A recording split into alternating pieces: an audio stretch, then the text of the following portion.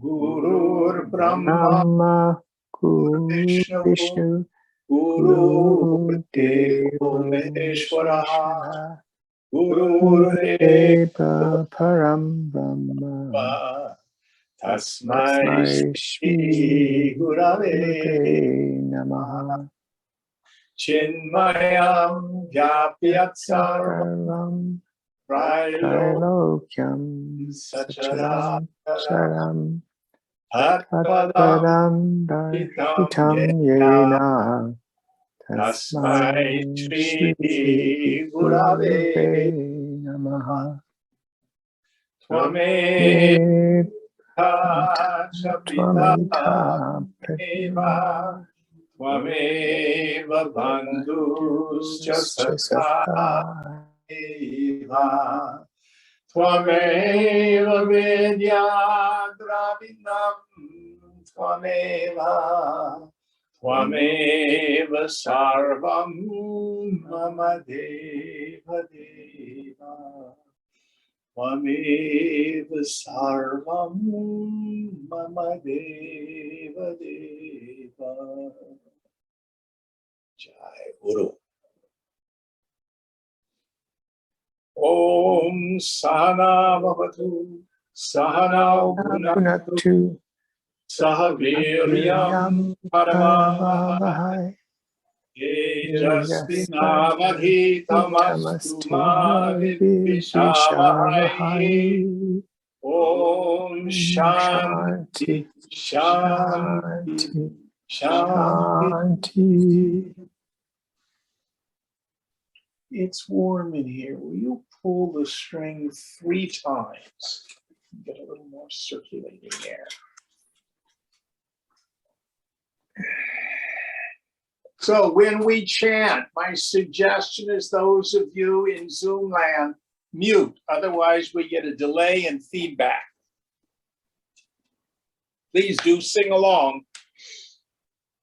Okay.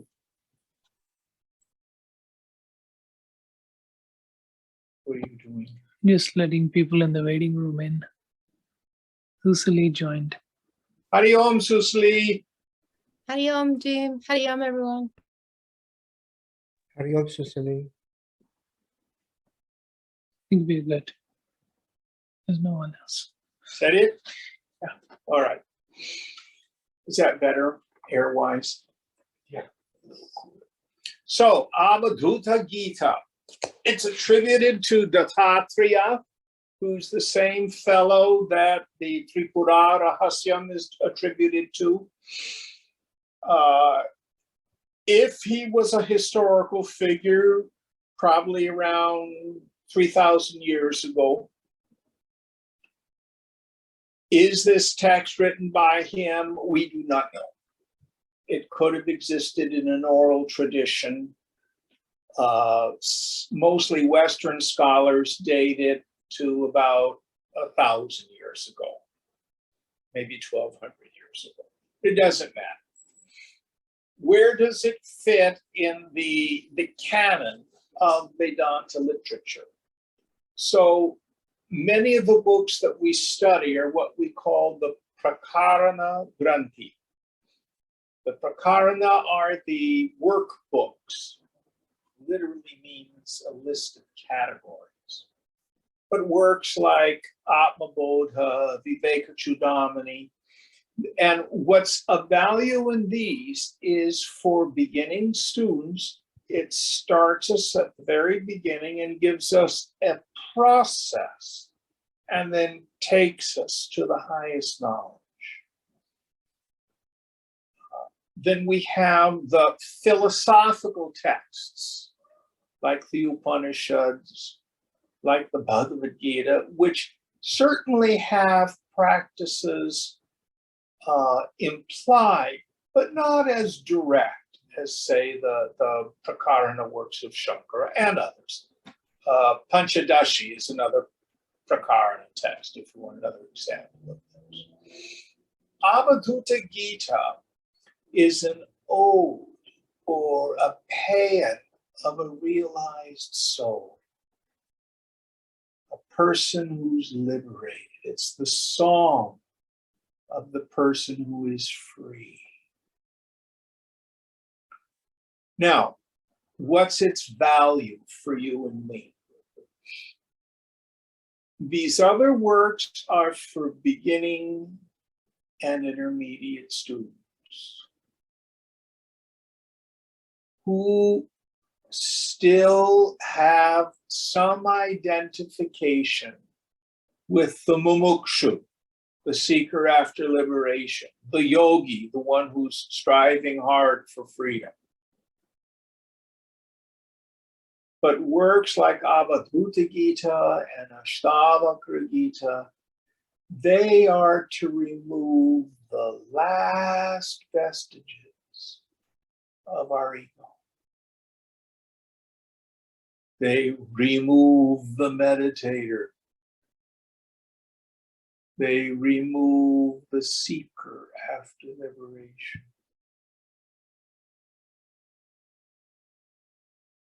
It is total renunciation.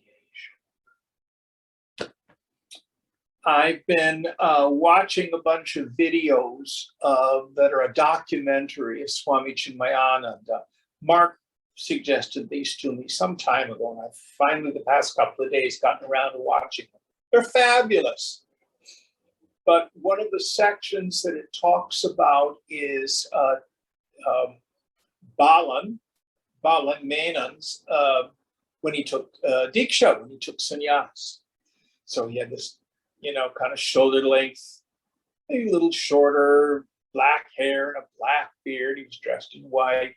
Then for his Diksha, the day before, they shave his head except for a choti, a little tassel in the back. These are the last attachments to the scripture and the Guru. So, for example, when I was in the Chinmaya ashram in '93, they shaved my head except for a joti. But then before Diksha, that goes too. So even our attachment to the scripture, attachment to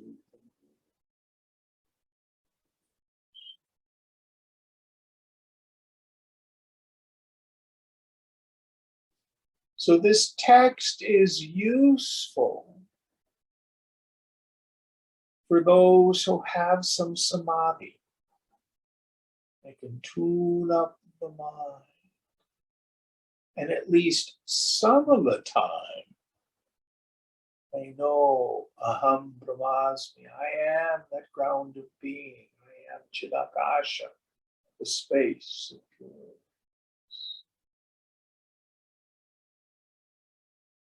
And then we may have the yogi keep coming, yeah, but what about this? You want to be doing stuff. This is what we call kartavya, obligatory action. This Gita gets rid of that. So it's inspiring. It may not be applicable to everyone. Doesn't matter. Enjoy. Drink deeply of its great bliss. And it's the highest Advaita Vedanta. And revered. Very revered text. Jory, I'm curious, where did you come across this book? Who told you about it? When we were going through, or before Tripura Rahasya, it was one of the texts that I had come across as attributed to Dattatreya. And Mark and Howard, did I teach this book back when we had the center on Market Street? I don't believe so, but I'm not sure. If I've taught it, it's been 30 years since I've taught it. This may be the first time. If it's not the first, it's the second. So this is a good journey. So which of you gentlemen would like to be our chanter this evening? Ganesh? Sure.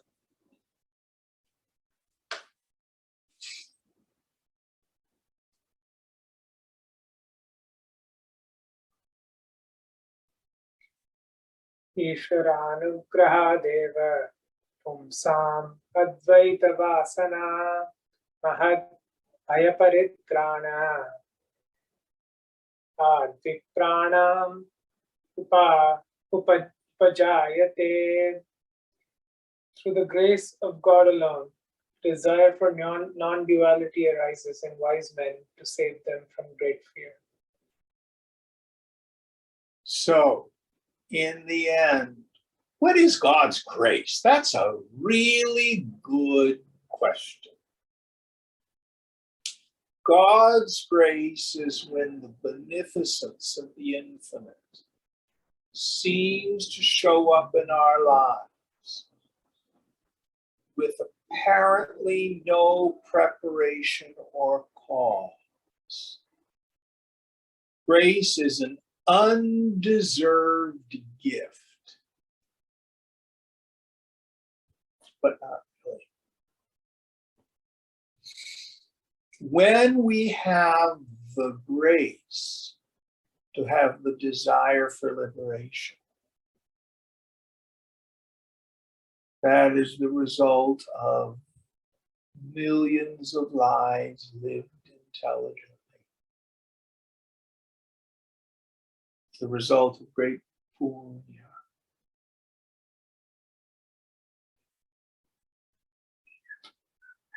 That's my watch.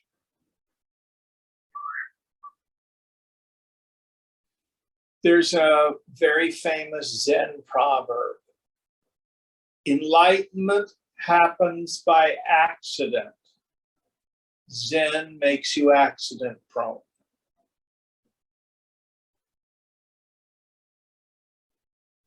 So some of us can do sadhana for years and years and years, and our lives get better.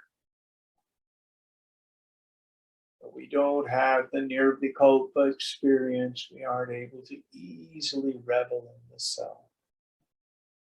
Others of us, it's a very short journey. It's a very short journey. And here, the scripture says, God's grace.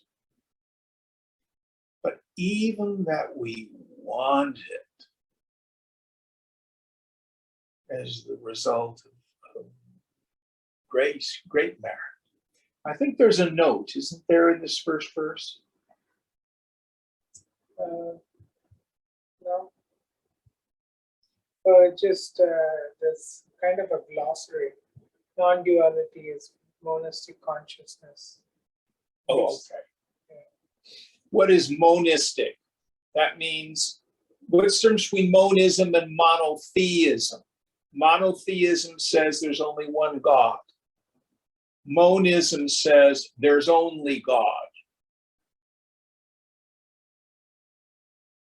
And what this book will also stress, it's not only realizing the self in me, it's the self in everything. All right, next verse.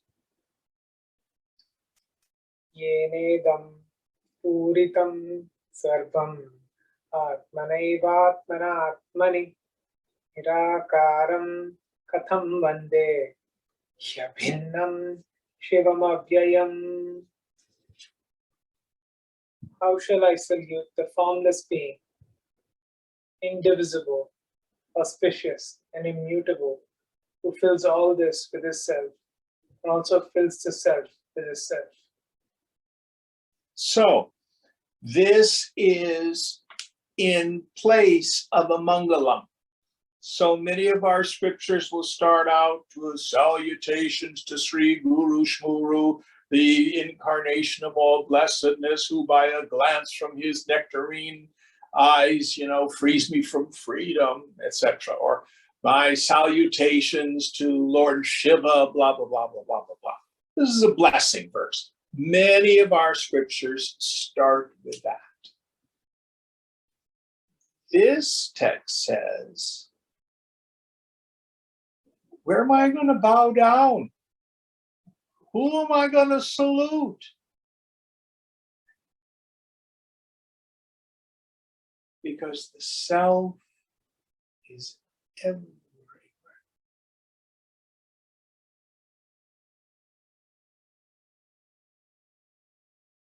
You see a leaf, clump of dirt, piece of gold, stick of wood. It's all Brahman. You see a great sage, you see a beggar. It's all Brahman.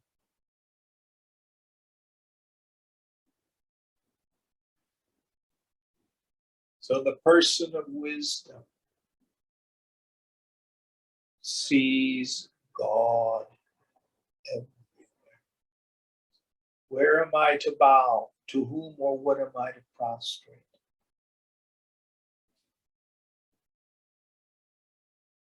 Any thoughts on this? Next verse.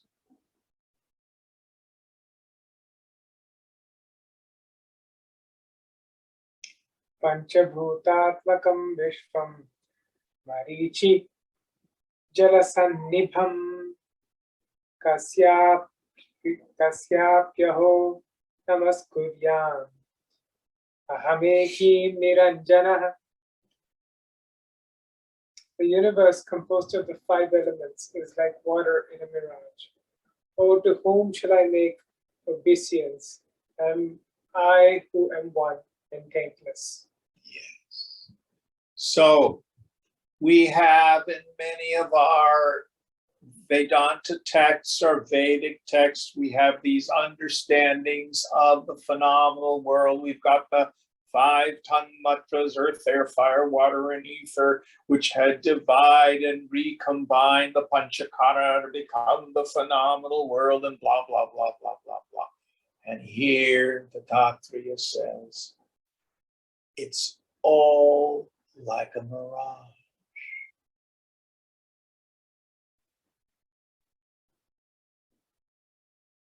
It's not real.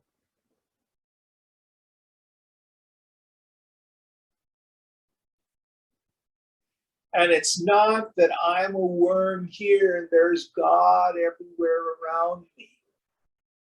It is I itself which manifests as the phenomenon.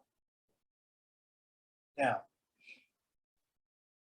you have to be very careful about this.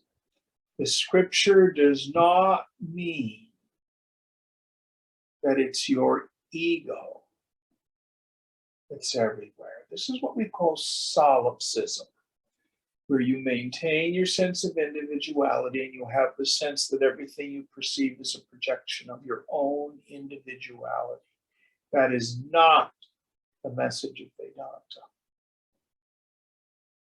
The I from which this universe proceeds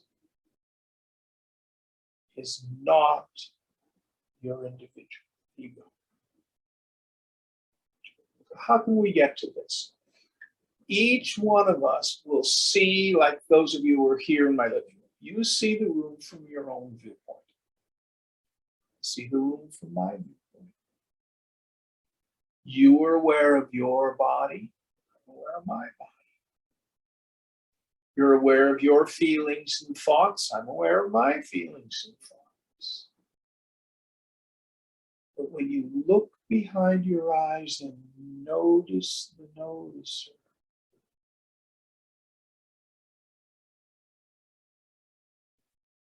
there's nothing there. There's just this vast, empty empty space of consciousness. Each of us is having the identical experience. The self in me is not like the self in you. The self in me is the self in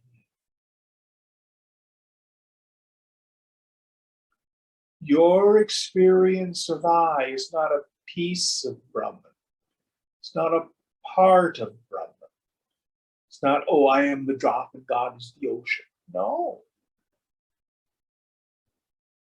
Your experience of I is the totality of Brahman. What fools me is that I is without any dimension. How big are you? Is it a point? Vast and empty like space? Well, in truth, it's outside of time and space. Yet totally here.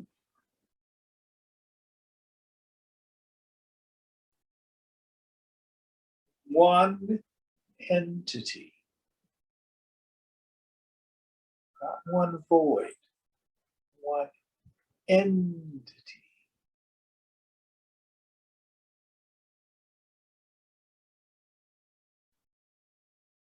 What fools me is when that consciousness illumines my individual intellect. It refracts into my individual perceptions. But it's the same self peeping through every intellect.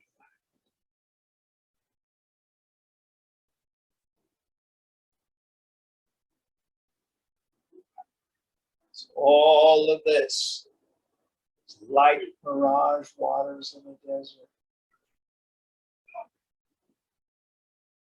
occurring in consciousness.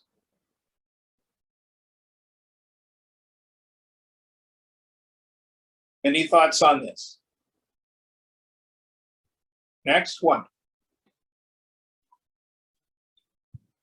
आत्मैव केवलं सर्वं भेदाभेदो न विद्यते अस्ति नास्ति कथं ब्रूयां विस्मय प्रतिभाति मे. All is verily the absolute self. Distinction and non-distinction do not exist. How can I say it exists? It does not exist. I am filled with wonder. Yes. So philosophically, we deal with whether things exist or they don't exist. So we can say the table exists, the child of a barren woman doesn't exist. It's just imagination. So this world, does it exist or does it not exist? What he's saying is drop the stupid, silly questions.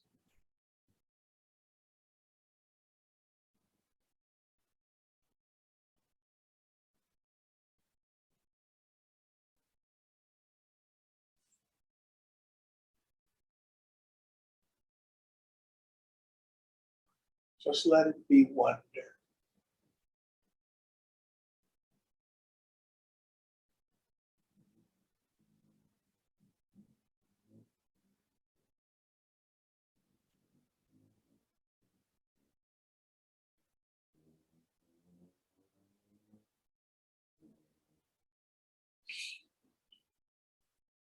Vedanta is frequently called a non-intellectual path for intellectuals. It's for those of us who predominantly have what we call Shastra Vasana. We want to figure stuff out. Rational, scientifically minded. And it's a way of thinking that gets us out of our thinking.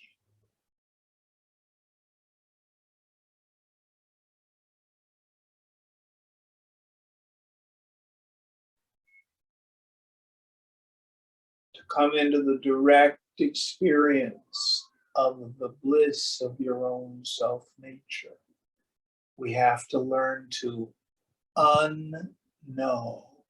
It's a word I've stolen from an ancient Christian text called the Cloud of Unknowing. We talked about this a couple nights ago. Put a cloud of forgetting between you and the world, and a cloud of unknowing between you and God. Stop the mind.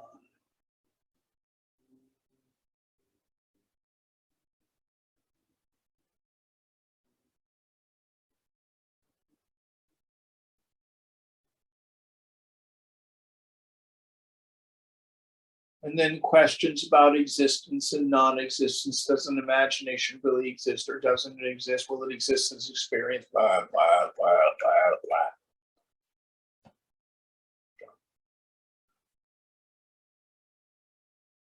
Next one.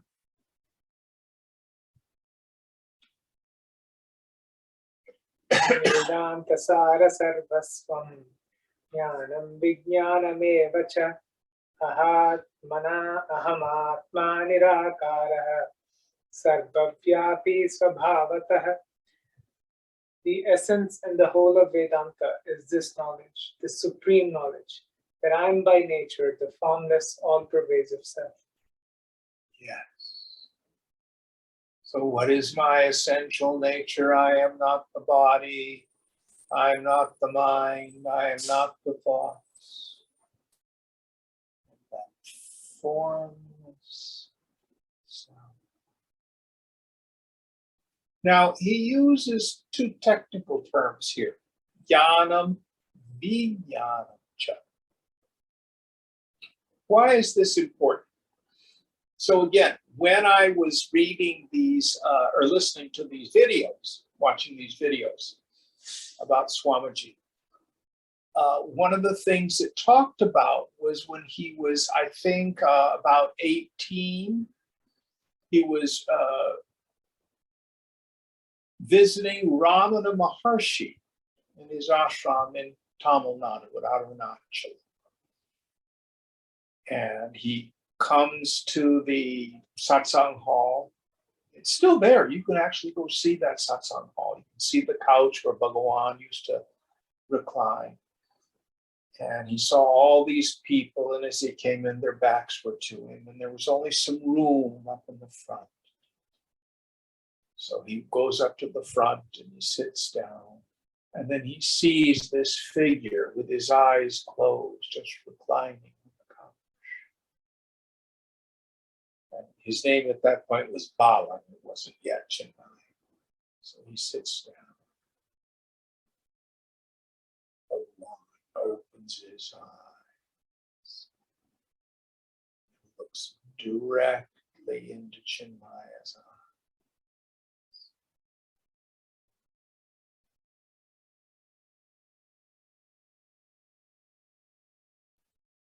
He closes his eyes. Not a word.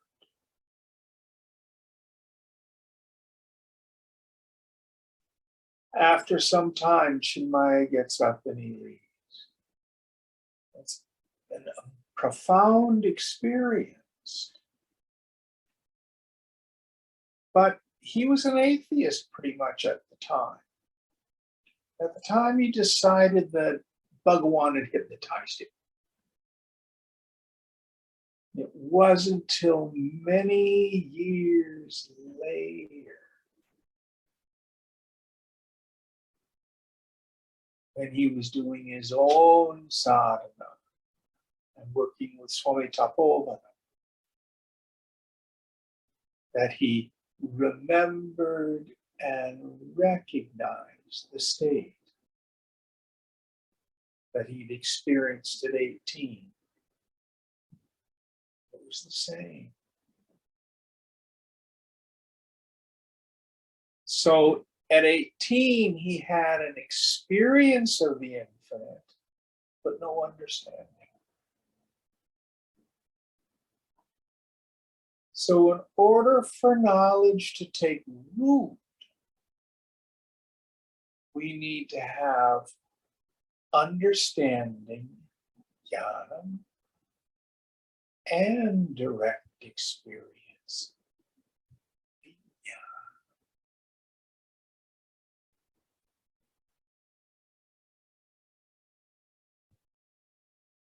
To come together.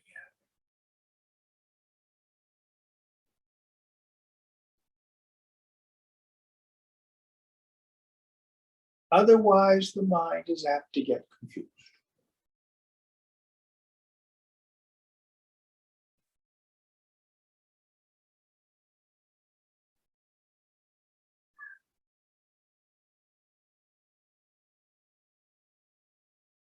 Now, don't be satisfied with just the understanding.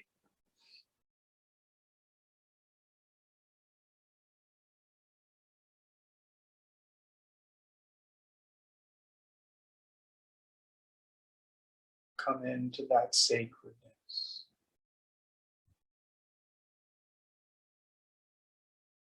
Taste and see the goodness of the Lord, as the psalmist says.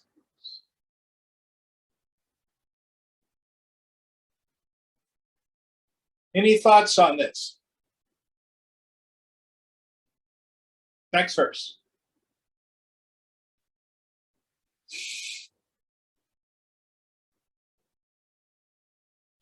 यो वै सर्वात्मको देवो निष्कलो गगनोपमः स्वभावनिर्मलः शुद्धः स एवाहं न संशयः. There is no doubt that I am that God who is the self of all pure, indivisible, who is the self of all pure, indivisible, like the sky, naturally stainless. Yes. So, in the beginning, it is of value for us to have a devotional practice. So when Chinmaya was a young boy, his family did puja every day. He developed this game he created for himself of visualizing the form of Lord Shiva. Those of us who may have been raised Christian, who may start by loving Jesus. Those of us who were raised Jewish, it's a little different because we're taught that God has no form. In a sense, we've got a leg up.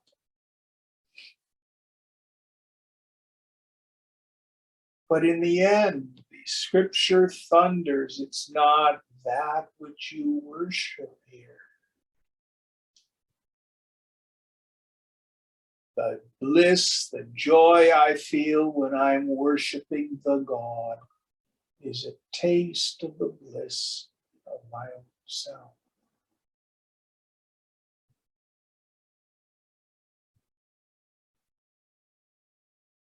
What we're looking for, we are looking with.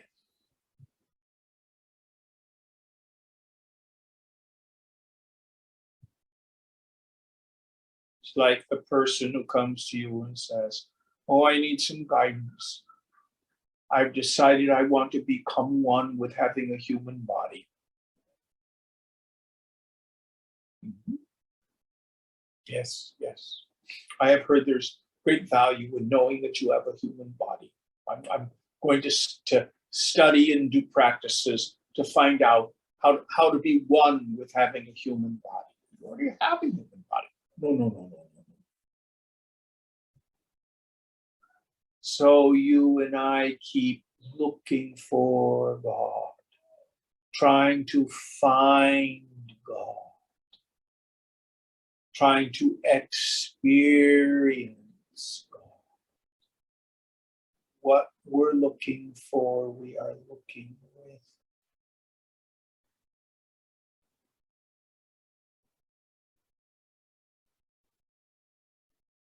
Let go of all form. Introvert your attention.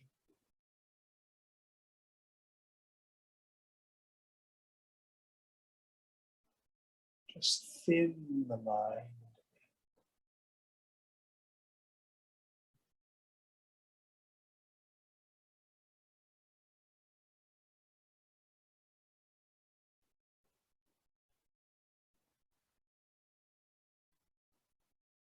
Let your mind revel in the bliss of the sound.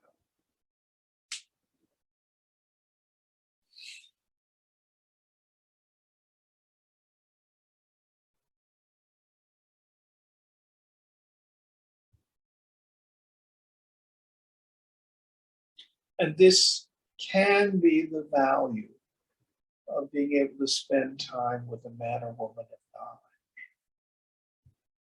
Was talking with someone the other day about various kriyas and experiencing different kinds of shakti and stuff like that. And what I said to him is, you know, I've never studied any of that stuff. The only thing I ever did was tune up to Swamiji and just merge with him, fall into that shunya chitta, vast empty.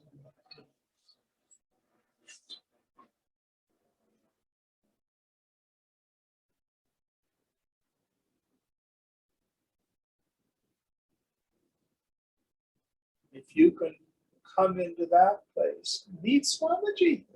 That's who he is. That's who he was. That's who he is.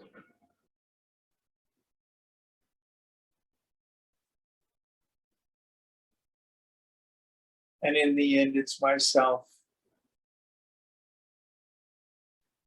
my own self nature.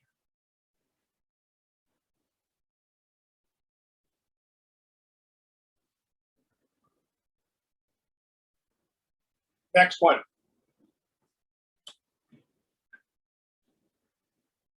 Ahamevapyayo nantaha shuddha vijnana vigraha sukham dukkham na janami katham kasyapi vartate. I indeed am immutable and infinite, and of the form of pure intelligence. I do not know how or in relation to whom joy and sorrow exist. Yes. What is my nature? Pure, immutable. Intelligence, meaning here, sentience, consciousness. That never changes. The stupid little reactivities of the mind, the joys and sorrows, are unreal. And in the end, what he's talking about here, which is just fabulous. Here's a meditation that I invite you to take up. I have no thoughts and feelings of my own. So if a negative feeling arises, how do you know it's yours and not someone down the street?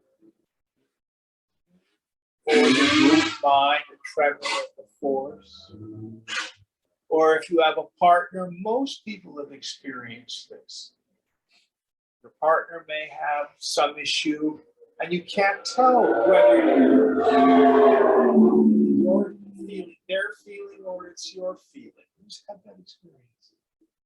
Yeah. Because you see, there's no such thing as my mind. Doesn't exist. Just mine. These thoughts, feelings don't belong to anybody. And they certainly don't belong to me. Well, Jim, don't you have to take responsibility for your own reactivity? Yeah, but the best way to do that is don't believe it. Get out.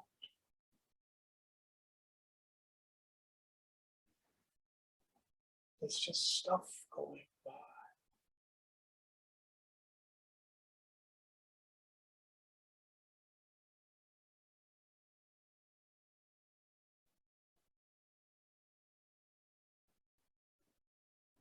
no thoughts or feelings of brain.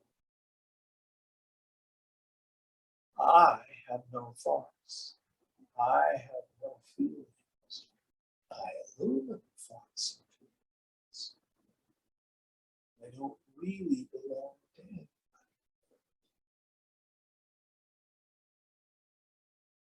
It's an incredibly freeing meditation.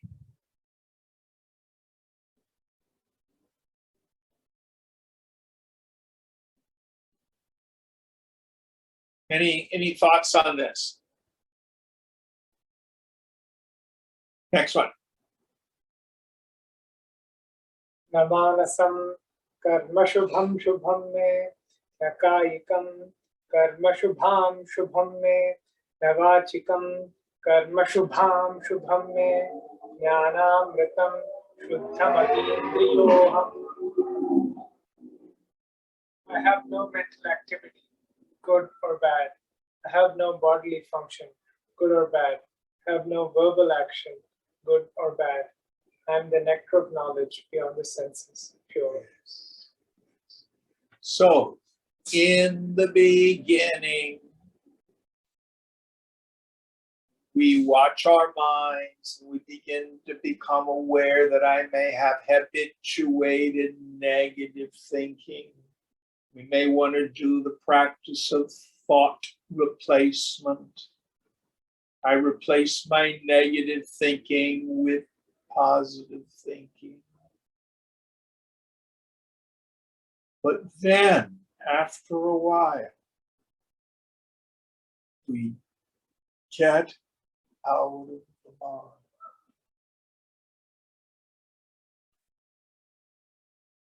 No perception, gross or subtle, positive or negative, belongs to me.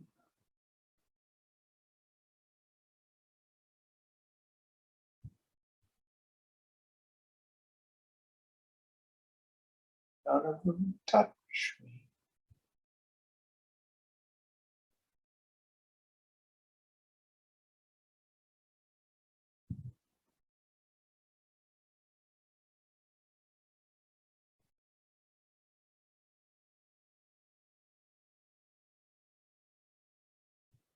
It's not about trying to hit all the green lights of life.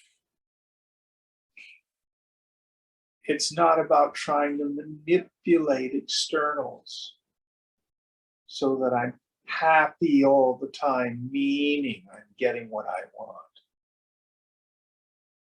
It's a losing battle. It does not.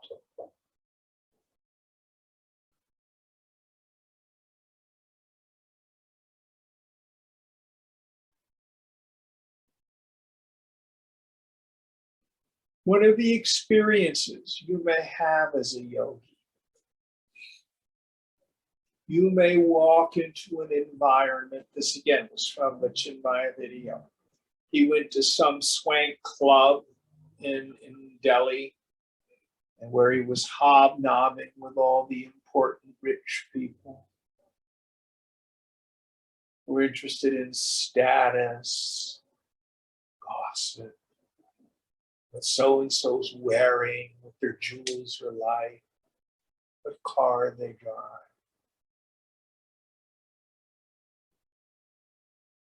But if you continue your yoga,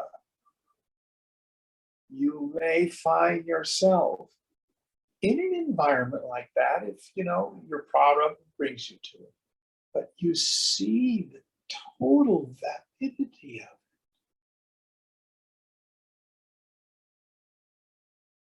Doesn't mean anything. And you become aware that all the cash and prizes doesn't keep people from suffering.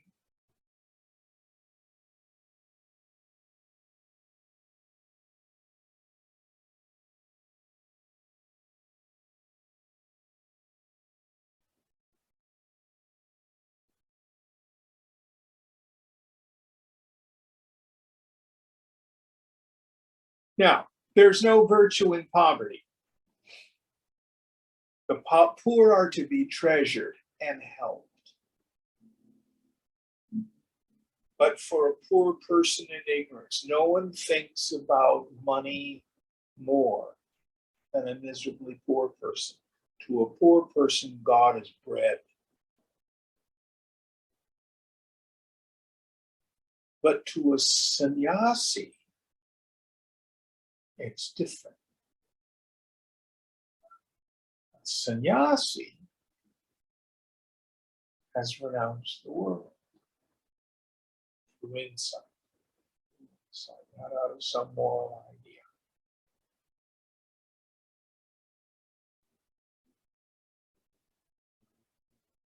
Whatever you're proud of that brings you, give thanks. It goes away, no big deal. No attachment. So frequently you will find yogis living simply. Not because there's some virtue in it. It just is a lot easier. Because the more stuff you got, then you got to pay for it, and then you got to dust it. You got to worry about it get broken. All this stuff.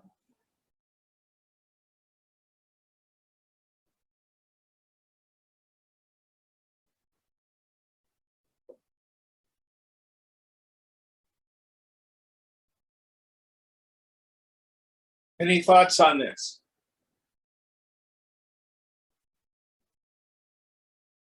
Next one. Mano vai gaganakaram, mano vai sarvato mukham, manotitam manas sarvam, namana paramarthatah. The mind indeed is of the form of space. The mind indeed is omnifaced. The mind is the past. The mind is all. But in reality, there is no mind. Yes. Oh, this is great. So let's take each idea. So what was the first one? The mind is only space? It is of the form of space, yeah. Yes. So I think I have a mind, and part of what is kind of assumed in that is I have consciousness. No, you do not have consciousness. You are consciousness. And the content of the mind is fundamentally shunyata, void.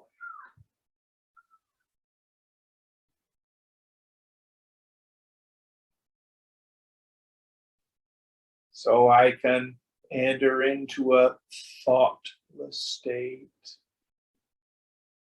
thinning the mind. Or the mind can have thoughts in it, my vyavahara, my transactions. But it never changes what's really going on. The essence of the mind is space, the space of pure awareness, Chidakasha. Next idea. The mind is omnifaced. Omnifaced, meaning it looks everywhere. So it is the sense perceptions, it is the feelings, it is the thoughts. And again, what we were talking about earlier, in the end, you can't find anything called my mind. The entire world is nothing but emotion.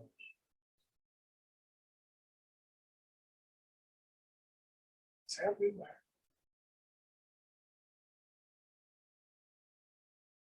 The next idea. The mind is the past. Yes.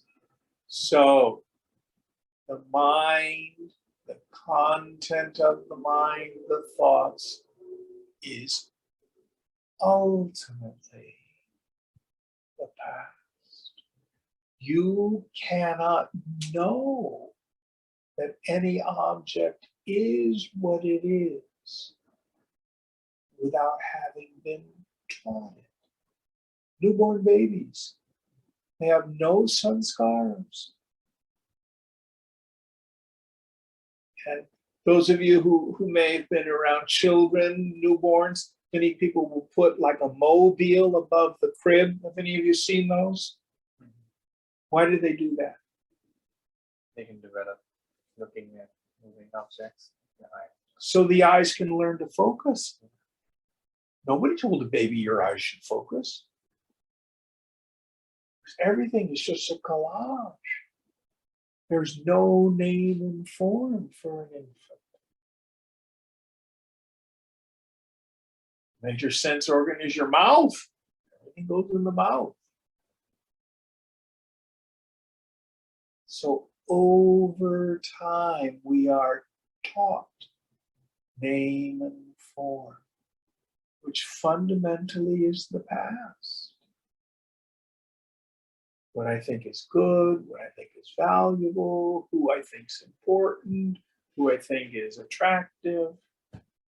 All of that is the past.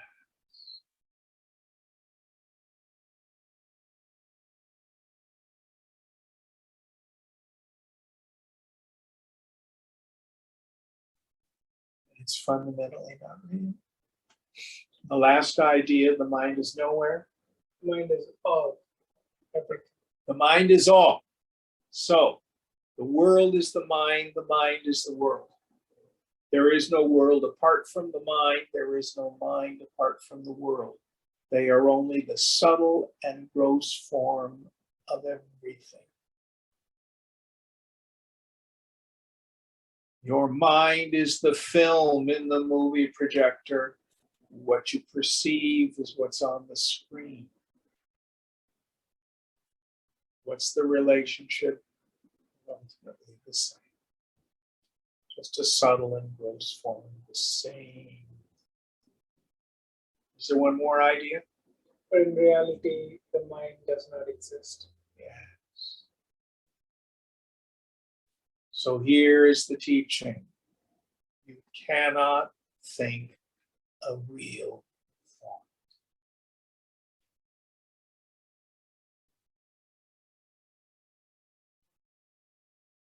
Including the thought I just thought of that shit. The yogi quits believing.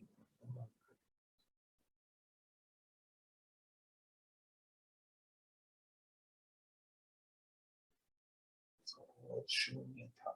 It's all vapor. It's all like smoke.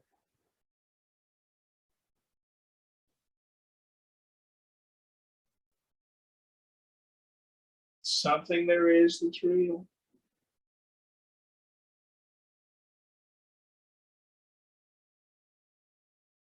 Chidananda Rupaham, I am the form of bliss consciousness. Shivoham, Shivoham.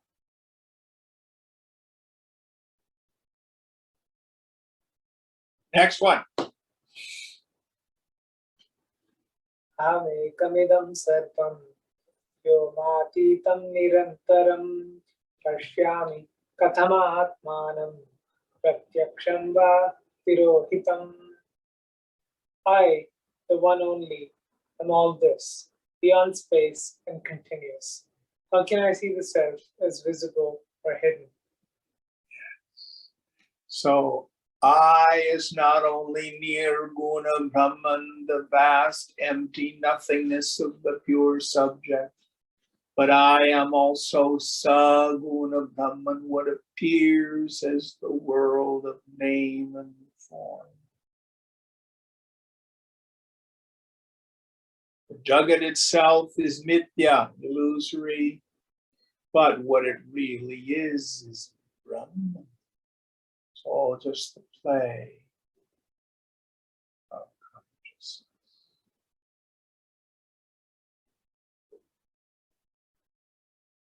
Oh, Jim, I thought I realized the self, but I've lost it. Whatever it is you thought you had, you experienced, that can't be it. You can never lose yourself. When are you ever not you?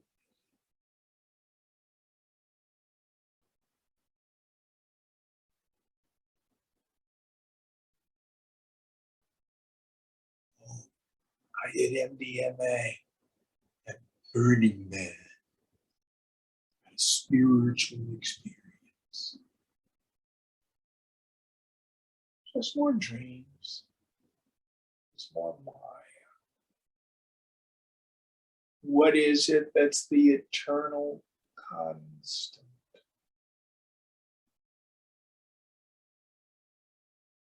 It's always there.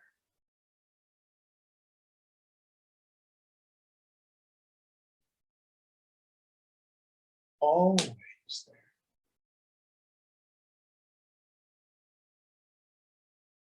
Bless yourself.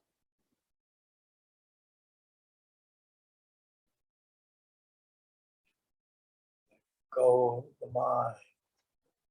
The mind settles down, becomes blissful.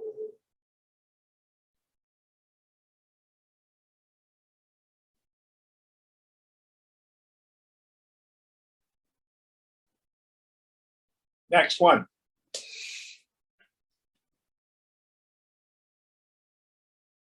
स्वमेव एकम् इकतं न बुध्यसे समं हि सर्वेषु विमृष्टमव्ययं सदोदितोऽसि तमखण्डितः प्रभो दिवाननक्तं न कथं हि मन्यसे. Thus you are one.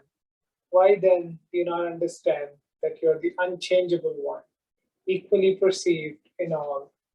O mighty one, how can you, who are ever shining, unrestricted, think of day and night? But in my foolishness, I still think, oh, I need to have nirvikalpa. I need to have sahaja smajana. I need to have agabhaga samadhi. I need to do more tapas. My mind keeps positing kartavya. I need to go from point A to point B. What the scripture is saying is that all your strivings cease.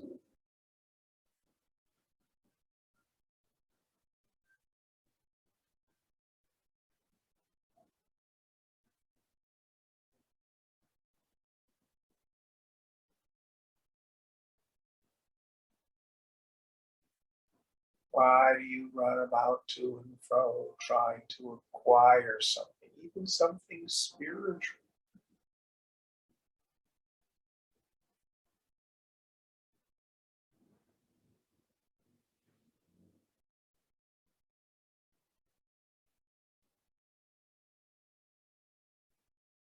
Hebrew psalmist says, rest in the Lord, wait patiently on him.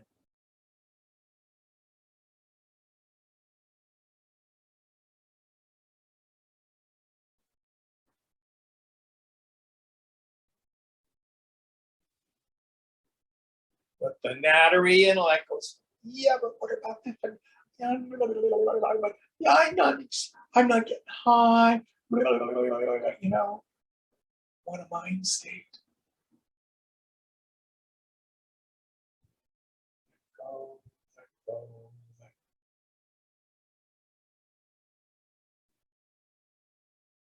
Samadhi is like a butterfly in your hand.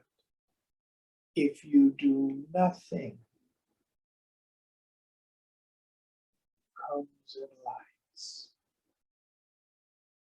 But if you try to grab it,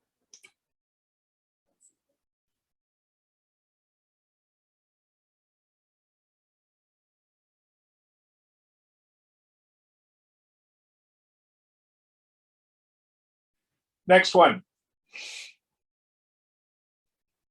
आत्मानं सततं विद्धि सर्वत्रैकं निरन्तरम् अहं ध्याता परं ध्येयम् अखण्डं खण्ड्यते कथम्. Know the self always to be everywhere, one and unintercepted. I am the meditator and the highest object of meditation. Why do you divide the indivisible? It's all God. It's all good. Quit all struggle. Quit all strife.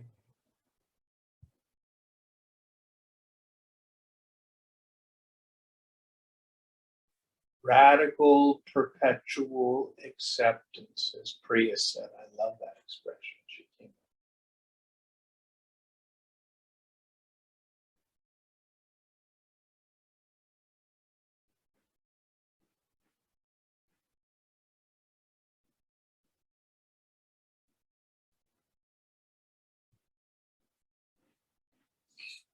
Next one. न जातो न मृतोऽसि त्वं न ते देह कदाचन सर्वं ब्रह्मेति विख्यातं प्रवीति बहुधा श्रुतिः. You are not born, nor do you die. At no time do you have a body. The scripture declares in many different ways the well-known dictum, all is Brahman. Yes. Is there a note? No. Yes or no? No. No, okay. So, the dictum all is Brahman. I like the one from Chandogya, Sarvam Kalvidam Brahma. All this is verily Brahma. So it isn't that we are freed from the cycle of birth and death. That is like feeling that I am in the dream, locked in a prison. And I think the solution is someone will come and let me out of the prison in my dream. Then I wake up. What happened to my dream ego with the dream body that was in the dream prison? All in the dream. So what we realize is I was never born in the first place. The belief that I am the body is a long and vivid dream. It's not real. It's one of the reasons I, by and large, do not like to use the word jiva or jivatma.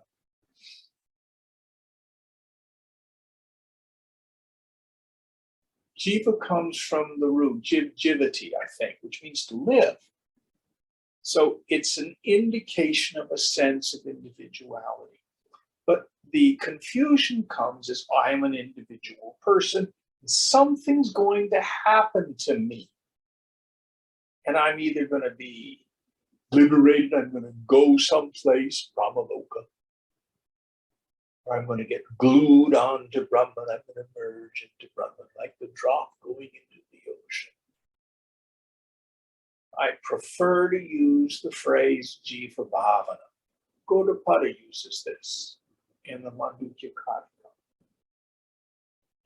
Bhavana here means a feeling, an attitude. It's more like hypnotism. More like hypnotism. I've been hypnotized into thinking of a person. I'm the body. Break that hypnotic spell. How? The mind made very pure, so you can see what's subtle. Introvert your attention. Notice who you are.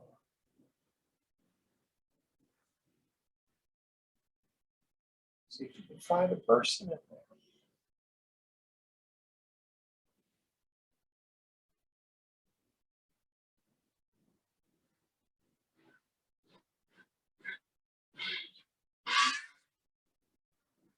All right, one more.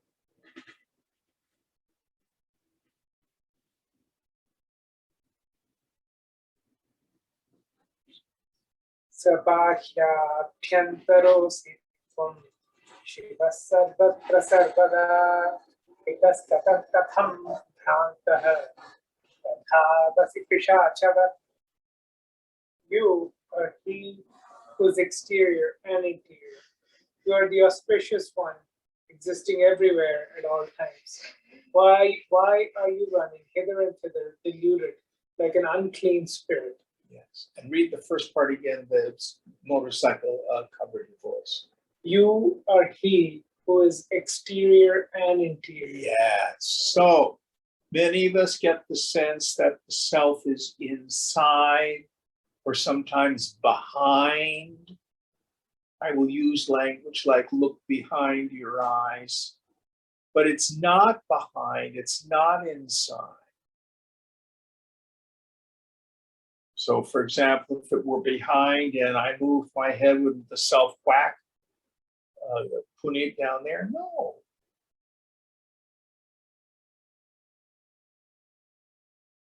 The self is in front, it's behind, it's outside, it's inside, it's above, it's below, it's everywhere. Now, listen carefully. One of the qualities of the self is it is swayambhu, meaning it is self-evident. What was the one we got the other night? Sakshika? Is that it? I don't remember which one. It's the witness of the itself. last one of the Triparahasya. Doesn't matter. Anyway, but swayambhu, self. Swadevata. No, it wasn't that. It wasn't that. Anyway, the idea is the self is self-evident. The self is what knows itself all the time. When do you ever doubt your existence? Your existence never shuts off. Listen carefully. It's the only thing the self ever does. When you see an external object, it is still just the self-evidence of the self.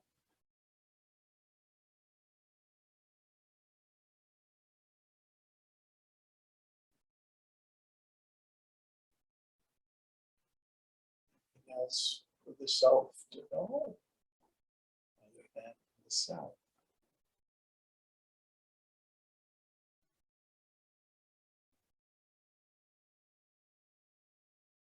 So the great joy of the mind is to empty out and revel in the self. But that too is just a mind state. It's fun.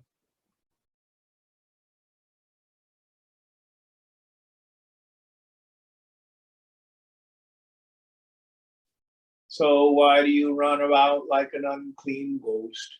I'm trying to get this, I'm trying to get that. And we can take that same driven quality that perhaps we used to use with ambition to get laid, to more money, to get a title, and then we could use it spiritually. I want to get siddhis, I want to take sannyas, I want to write books, I'm going to start posting on Facebook so people think I'm famous, all that kind of stuff. Just more ambition. It's more ambition. Mind still just running around.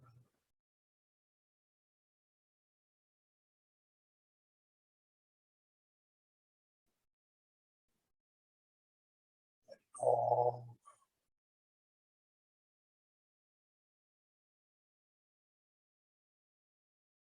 And do as you will.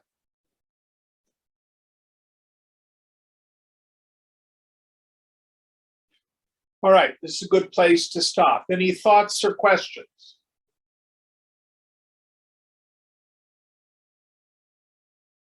Okay.